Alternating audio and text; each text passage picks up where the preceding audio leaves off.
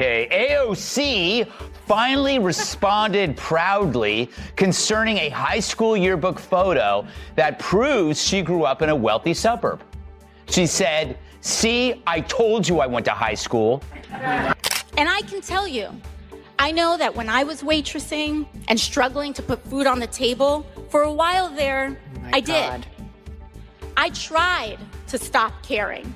I tried to just keep my head down, work my shifts, and accept that this is just how things are. But that is no way to live, Arizona. It's no way to live.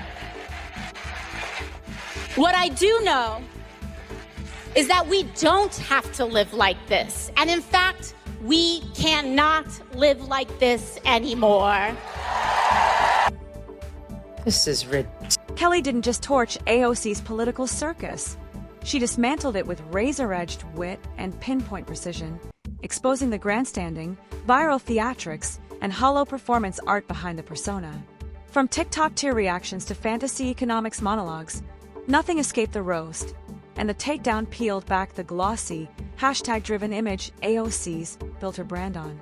Anyone expecting clever comebacks was left stunned, because this hit left her silent and fully exposed. Kelly dismissed AOC's impeachment rhetoric as pure absurdity, rightly noting there's not a shred of constitutional grounding behind it. She mocked her as the well-meaning but wildly misinformed college freshman, earnest, loud, and in desperate need of gentle deprogramming. And she reminded viewers that new face doesn't equal new ideas, because AOC has never introduced one. Then Gutfeld jumped in without hesitation, treating her name like a giant comedy buzzer. For him, AOC wasn't a legislator, she was a live-action political parody who forgot to mute the laugh track. He likened her to an elderly bookstore leftist, fresh packaging, stale rhetoric, and said her talking points sounded like reheated Berkeley slogans from the early 80s. He ripped into her habit of turning every Instagram live into a ring-light State of the Union, churning out half-formed buzzwords like microwaved activist leftovers.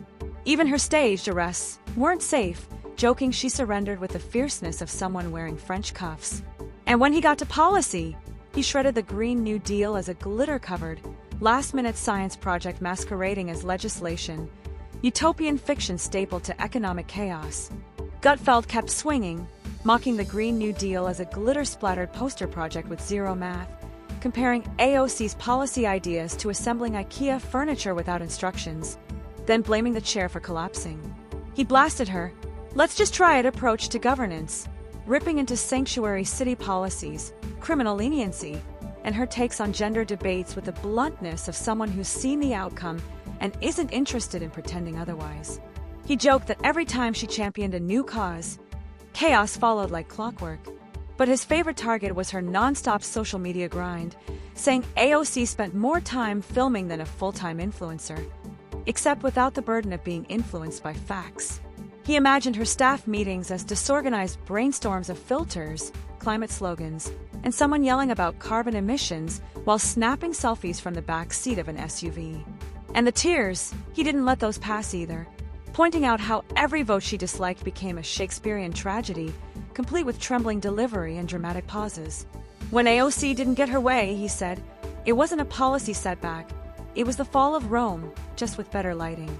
Meanwhile, on another front, Megyn Kelly delivered her own dismantling, not with volume but with surgical calm.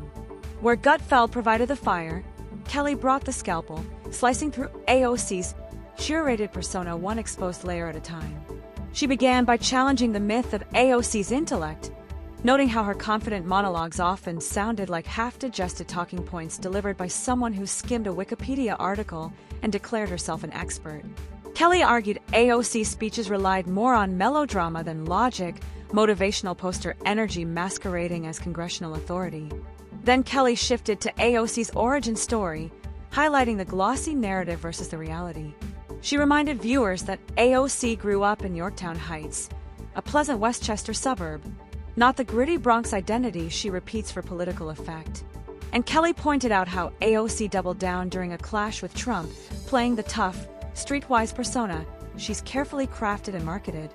Kelly didn't let AOC's Bronx girl bravado slide for a second, mocking her tough talk line about eating Queen's boys for breakfast as yet another example of moral outrage replacing actual data. She said AOC treated every disagreement not as a policy debate, but as proof of villainy, acting like the world was split into saints and sinners, and somehow she was always the heroine. According to Kelly, AOC must have missed the memo that adults can disagree without staging a protest inside their office. Kelly then dismantled AOC's performance politics, saying she didn't legislate so much as livestream and didn't debate so much as perform. She arrived in Congress armed with a script, a spotlight, and a plan that relied more on likes than laws. Press conferences became audition tapes for roles that existed only in her imagination. Even her environmental poses came under fire. Kelly questioned how someone lecturing the nation on carbon footprints could rack up more flights than a touring DJ. She said AOC's climate talk had all the depth of a bumper sticker and the consistency of a weather forecast scribbled in crayon. AOC's addiction to outrage wasn't spared either. Kelly noted that every headline became a crusade, every critique a crisis, and every podium moment a spoken-word poetry night where each line was more dramatic than the last. Then came the infamous faux handcuff incident, which Kelly skewered with surgical humor. She joked that if AOC's pants had cuffs, she'd have pretended to be in leg irons too, noting AOC's talent for performing hardship while being softly escorted by police. Kelly mocked her for insisting on pretend handcuffs, joking she'd respond, "Sure, and I'll pretend to pay you after." She didn't stop there, taking aim at AOC's endless references to her bartender past, saying AOC stretched that job into a full-blown Marvel origin story. Kelly expected her next slogan to read "From cocktails to Congress," a revolution in heels. Across the aisle, Gutfeld wasn't slowing down. He roasted AOC's battles with the media and with reality, suggesting she behaved as if being questioned was persecution and every fact check was a hate crime against her feelings. He said she handled criticism like a toddler denied candy, loud, dramatic, and absolutely convinced she was the victim.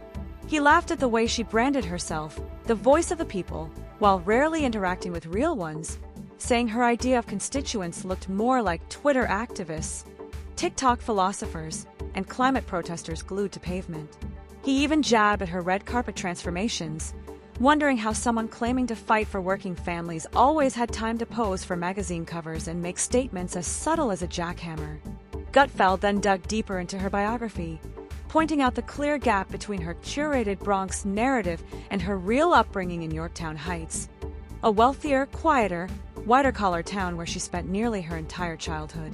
He joked that her attempt to play Robin Hood in designer shoes was less inspiring and more theatrical, delivering speeches that sounded like tweets shoved through a thesaurus. Kelly followed by exposing AOC's contradictions, preaching empowerment while painting herself as powerless, demanding accountability while dodging it, and calling for transparency while refusing interviews without pre-approved questions. She said AOC had mastered switching between revolutionary and victim, depending on which angle looked better on camera. Kelly mocked her habit of reducing serious issues into viral one-liners, treating anyone asking for details like they were slowing down history. She joked that AOC talked about capitalism like it was Voldemort and used every economic question as an excuse to blame billionaires instead of doing math. Kelly highlighted AOC's tendency to launch movements with no structure and announce big plans with no follow-through, saying she treated politics like a college club. Lots of posters, lots of passion, and nothing left once the pizza was gone. Social media joined in too, mocking AOC for pretending to be handcuffed, a departure from the usual mockery of her pretending to be a legislator. Footage showed her being gently escorted before raising her fist triumphantly, wrists crossed behind her back as if she'd been shackled for justice. Gutfeld called it a tall tale on par with her claims of almost being killed on January 6th. He hammered her for what he called her delayed revelations, noting how her dramatic memories always resurface just in time for new legislation or a fresh media cycle. He joked that if there were an award for Best Improvised Political Drama, she'd win it every year and thank herself on stage. He mocked her foreign policy takes as well, saying her approach boiled down to feel bad, blame America, demand change, offer no plan. He imagined her trying to solve global crises with inspirational quotes and vegan recipes. Right as Gutfeld rapped a punchline, Kelly stepped back in to dissect AOC's evolution from rebellious outsider to polished establishment figure, revealing how seamlessly she shifted identities whenever the story. Kelly pointed out how AOC reinvented herself from activist outsider to establishment favorite without ever acknowledging the shift, wanting the rewards of rebellion and the perks of power while pretending to stand apart from the very system she campaigned to join. Kelly compared it to crashing a party and then complaining about the music you picked. She noted that even AOC's old schoolmates, aside from the infamous Benny, had begun calling out her Bronx Girl branding, with the New York Post quoting classmates embarrassed by her endlessly embellished origin story. Kelly mocked the photo ops, the staged outrage, the controversies that magically ended with a teary video and a fresh fundraising link. She argued AOC had turned congressional work into an episodic performance series where every installment starred her as the misunderstood heroine battling reality itself. Both Gutfeld and Kelly agreed on one thing: AOC wasn't a political accident. She was a packaged brand sold as authenticity, a revolution powered entirely by Wi-Fi. They didn't see her as dangerous, just predictable, like a script full of wardrobe changes and a protest sign accessorized with designer boots. Gutfeld joked that if AOC were given a week to write a bill, she'd return with a spoken word poem and a playlist, imagining her trying to enact laws with glitter pens and TikTok edits. To him, she didn't represent the future. She represented the moment politics swiped left on substance. Kelly closed with a final warning. AOC's biggest threat wasn't her critics, but time itself. Slogans fade, hashtags vanish, and eventually the public asks for results. And when that moment comes, Kelly said, AOC will learn the hard truth. Likes don't pass laws, retweets don't rewrite policy, and branding doesn't build governance. Fixing infrastructure takes real work, and no amount of camera-ready crying can substitute for it. AOC landed a spot on 60 Minutes last night, quite an accomplishment for a newcomer, though apparently her fresh ideas consist of reheating proposals old enough to qualify for Social Security. When she floated her fantasy tax plan, once you hit the tippy top on your $10 million, Anderson Cooper's expression said everything her math didn't. But the real story wasn't her recycled economics. It was the media's breathless adoration, treating her like a visionary for repeating policies that predate color TV. And the roast didn't stop there. As long as AOC stayed on stage, performing for applause from people who never bothered to check the script, Gutfeld and Kelly kept sharpening their one-liners, sipping their coffee, waiting for her next scene to begin.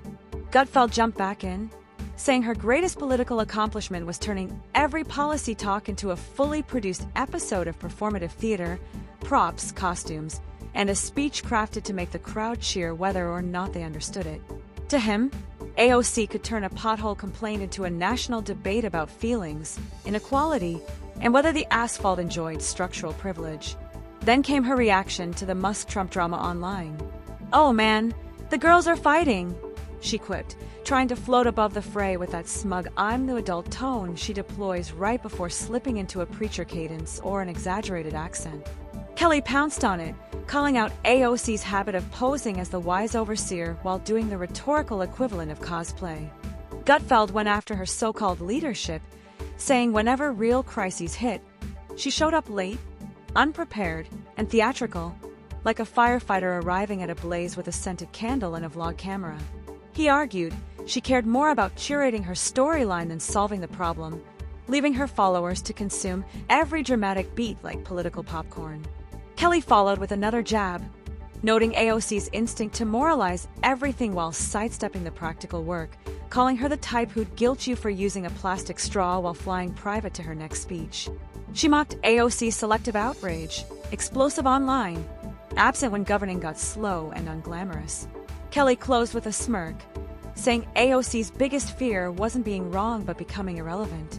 Because in her world, silence isn't reflection, it's surrender. And as long as cameras, controversy, and rehearsed indignation exist, AOC will keep talking long after people stop listening.